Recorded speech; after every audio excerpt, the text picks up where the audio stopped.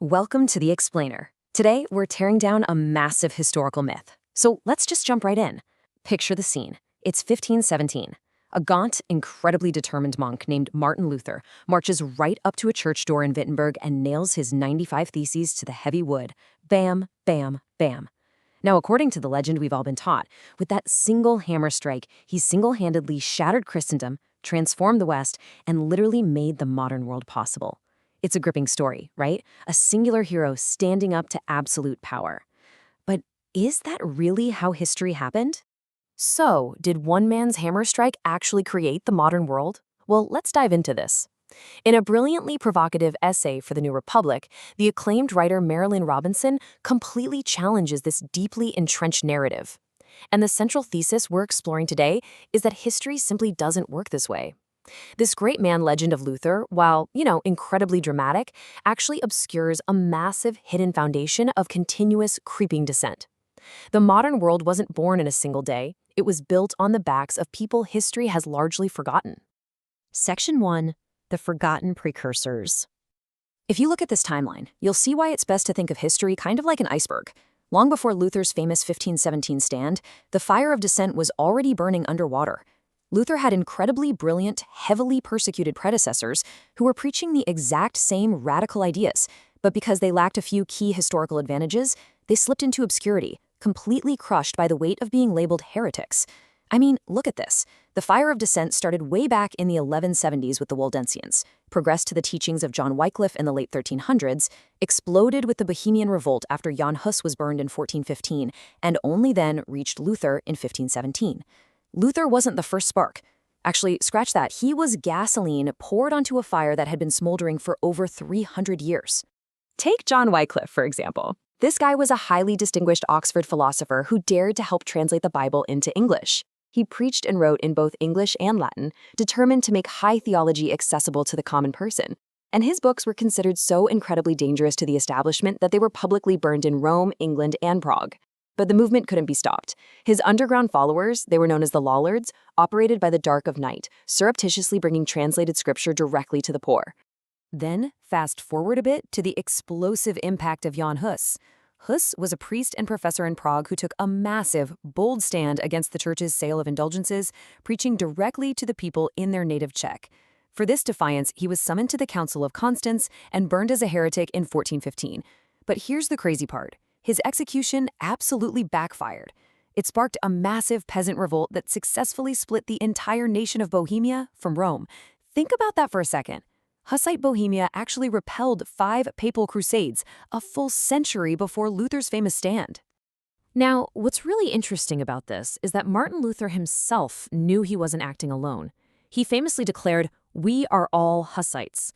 Luther actually read Huss's letters, had them published in Wittenberg with his own preface, and explicitly acknowledged his profound debt to these marginalized precursors. Luther absolutely knew he was standing on the shoulders of martyrs. Section 2. The Power of Print and the Vernacular. So, you might be wondering, if Wycliffe and Huss were preaching the exact same concepts, why did Luther succeed where his predecessors met the flames? Well, it comes down to a monumental cultural shift. In the traditional world, theology was locked up in exclusive universities, written in Latin and totally controlled by a dominant church. But rising against this was a vernacular intellectualism. Books like the anonymous Theologia Germanica were being written in local languages, bringing beautiful, complex theology to an emerging middle class who couldn't read Latin but were absolutely starving for spiritual knowledge. And then, the ultimate technological catalyst arrived in the 1440s, the invention of the printing press. Before this, spreading ideas meant someone literally had to sit in a room and painstakingly copy a manuscript by hand. It was slow, and it was so easy for authorities to control. But the printing press allowed explosive debates to completely bypass that bottleneck. When Luther's ideas hit the press, they spread across Europe like absolute wildfire. Section 3. The Theological Divide. At the absolute center of this controversy were indulgences. This was a practice tied to the belief in purgatory, which was understood as a place for souls suffered for sins not absolved in life. The Pope offered to shorten that excruciating suffering, often in exchange for money, which at the time was being used to fund massive projects like St. Peter's Basilica.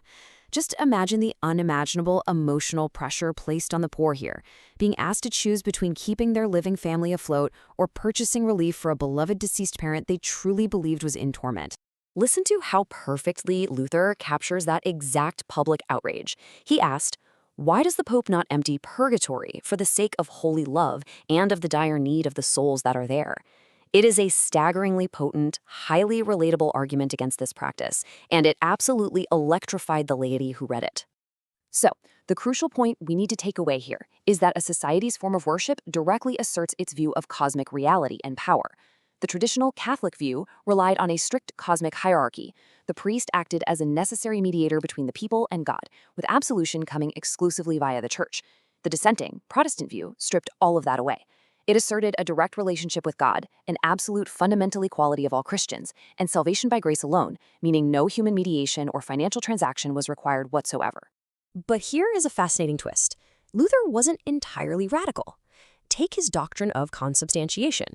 Unlike some reformers who wanted to make communion entirely symbolic, Luther retained a belief in a real presence of Christ in the Eucharist. This shows he still held on to certain traditional Catholic structures, maintaining a degree of separation and awe between the priest performing the consecration and the layperson. And this actually caused a massive, intractable schism with other reformers, known as sacramentarians, who demanded total equality across the board. Moving on to Section 4, the messy reality. Now, we really need to step away from the idealized hero worship for a minute. History is rarely as clean as the legends want us to believe. This era was incredibly violent and unstable long before Luther's famous act. Just look at these numbers. In 1527, during the sack of Rome, armies and plague reduced the city's population by a staggering 80%. 80%! In the 1520s, the Peasants' War saw massive uprisings crushed with shameless brutality. And back at the Council of Constance, you had rival popes deposing each other, with one even fleeing the city at night, disguised as a poor man. Christendom was not some serene, stable order. It was highly, highly turbulent. And Luther himself was a profoundly flawed figure. Two terrible scandals heavily mar his legacy. His extreme rhetoric urging violence against the peasants during their uprisings, and his incredibly violent writings against the Jews. This dark, irrational hostility starkly and jarringly contrasts with the gentle Christian insights found in his other works. To understand this, historians point out we have to look at the terrifying historical context of survival at the time. In this era, heresy was considered highly communicable, almost like a deadly disease. Whole villages of dissenting Waldensians had been outright slaughtered. Luther himself lived for years under a literal death sentence. His friends, his students, his own family were constantly imperiled. Historians suggest his horrific lashing out was heavily tied to this intense pressure and to his desperate need to protect Wittenberg's ruling princes, upon whom his entire survival depended. It was just a tenuous, terrifying existence for everyone involved. Finally, Section 5, a legacy of dissent. Let's pull all this together and see how it builds. When we reframe this story, the true mechanics of change look like this. It started with centuries of underground dissent, fueled by Lollards and Waldensians reading hidden vernacular texts by night. This directly fed into the rise of a newly literate middle class, desperate for accessible theology. Then, boom, the printing press arrives and completely supercharges the distribution of these ideas. Finally, this continuous, creeping wave of change transforms the traditional power structures over hundreds of years. Luther was absolutely a crucial part of this, for sure, but he was riding a massive wave that started long before he was even born. Which leaves us with a truly fascinating question to ponder.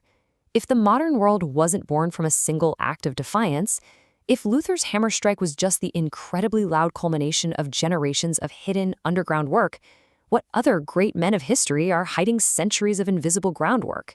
It completely changes how we look at the heroes of the past. Keep questioning the legends, keep looking for those hidden foundations, and thanks so much for joining me on this explainer.